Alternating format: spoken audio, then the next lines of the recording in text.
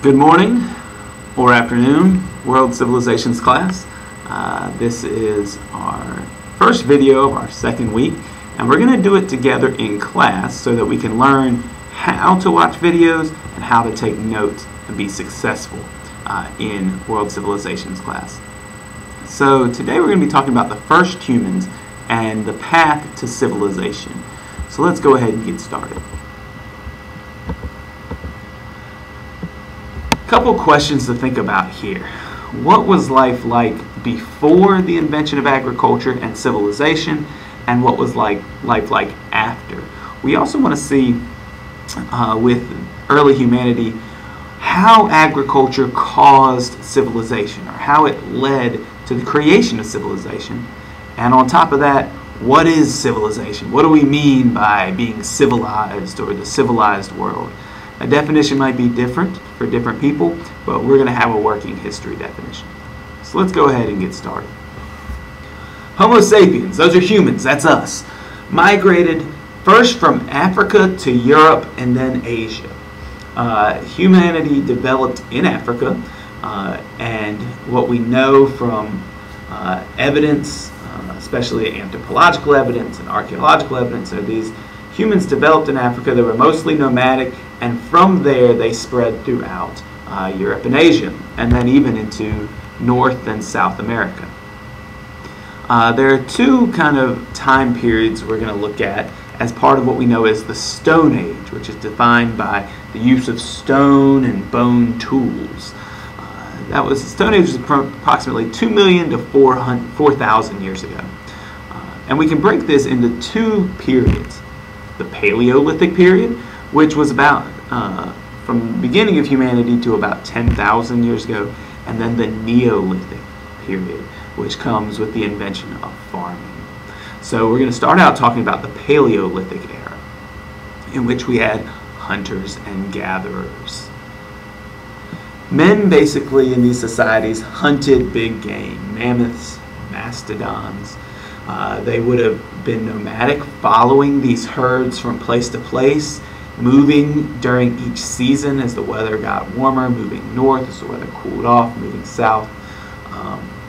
But they would have followed the animal herds, and it depended where there was food. So oftentimes they wouldn't know where they were going. This is also how humans came to cross into North and South America. Women would have been gatherers. They would gather plants and vegetables. They would also learn how to use them in making medicines. So hunters and gatherers is kind of what we refer to these people as, because they lived in camps and they migrated from place to place. They didn't really stay put. This map shows the patterns of human expansion. So if you follow my mouse, Homo sapiens originated in Africa and spread throughout Africa, and then to the Middle East. From the Middle East, they spread throughout Europe and to Asia. From Asia to Oceania, which is Australia and the islands around Australia, and into Russia, across into what is now Alaska. And that happened during the last ice age. They then spread from that area throughout North and South America. And so that's how humans basically came to populate the earth, by migrating slowly over thousands of years across the continents. Take a look at this map if you need a little bit more time by pausing the video. But a big change came about around 8 to 10,000 years ago. We call this change the Neolithic Revolution. You may also hear it called the Agricultural Revolution. In this time period, plants and animals became domesticated. First, plants. Seeds for plants were gathered up and scattered in places where they were likely to grow. Basically, humans had figured out how to farm. Fire would clear fields. Specialized tools would be used to plant these fields and harvest the food, the grain or the wheat. And so we call this domestication. Domestic meaning kind of home, at home. So these plants were grown at home, basically, on these farms. The first farming took place in the Middle East, first in the area now known as Turkey, then known as Anatolia, and then in Mesopotamia, Nile River Valley, Greece, Central Europe, and spread then to Asia. Animals during this time period were domesticated too. Dogs were used for hunting. Sheep and goats were used for milk, meat, wool. Animals and beasts of burden were used to pull plows. For example, oxen or horses were used. So what was the result? Well, a large population increase.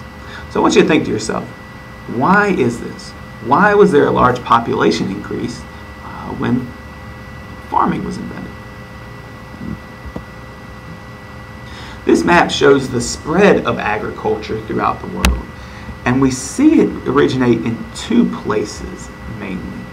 First here in the Middle East, where it spread to Asia, throughout Europe, and into Africa. And then we also see it develop independently thousands of years later in the Americas. So first in Mesoamerica, and then spreading throughout North and South America. Agriculture in what is known as kind of the New World or the Western Hemisphere developed on its own after agriculture in the Old World or Eurasia. But you see how it spread kind of throughout the world. And also, if you pause the video, you can look and see some of the types of crops that would have been grown thousands of years ago. So what's the consequences of agriculture? Well, when you can grow the food, you're not just gathering it, you create a food surplus. So what happens when you have more food than people can eat? Well, in that case, not everybody needs to farm. You only need a certain amount of people to farm to feed everyone. So people started doing other jobs, working in metalwork or building irrigation or being part of an army, blacksmithing. These are what we call specialization of labor. Also, because you have people not just farming but doing many different jobs, they can improve the technology. As a result, we have a stratification of society. Some jobs became more valuable than others. For example, the king, who had led the army and protected the people, was obviously the most important. If you have a food surplus and you develop an economy, people can own possessions. Armies develop. Religion develops. Writing develops to keep track of the food. Government develops as a way to organize society. And since people are staying put, cities start to develop. And population density increases, meaning more people in a smaller area. And voila, you have what we know as civilization.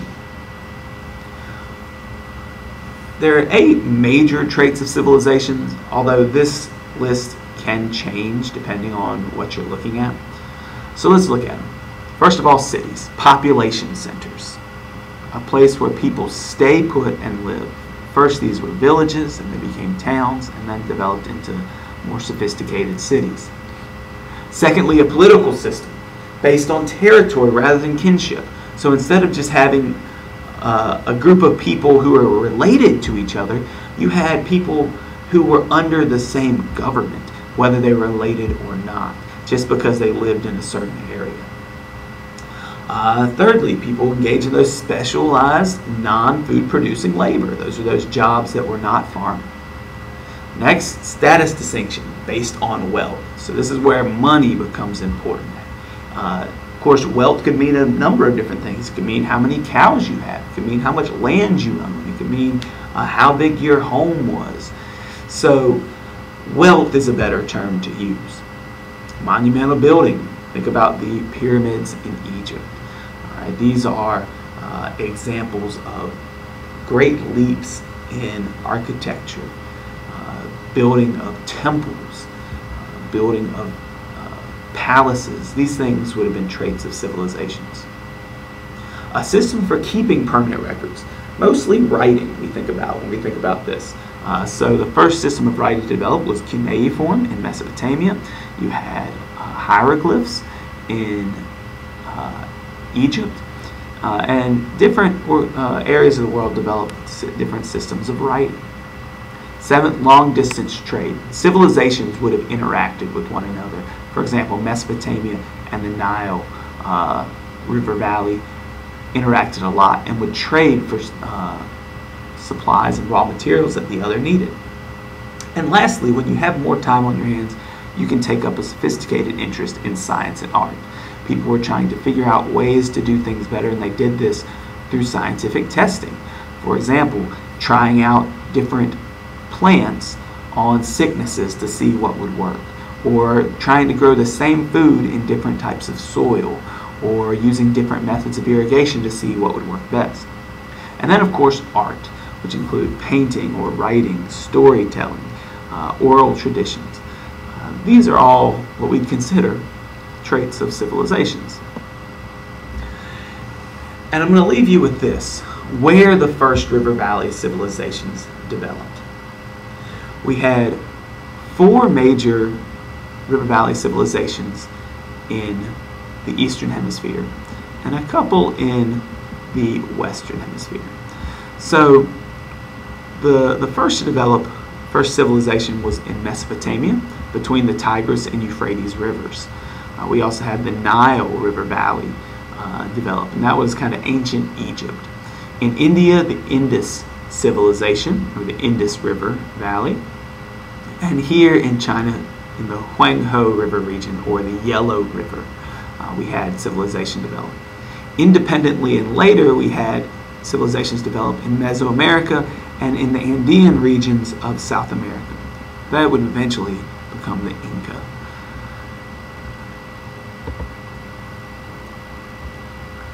That's it, folks. Those are the notes for today. What we're going to do after you take these notes is discuss strategies for being successful in the class and how we can take these notes forward and use them to our best advantage. So let's get to it.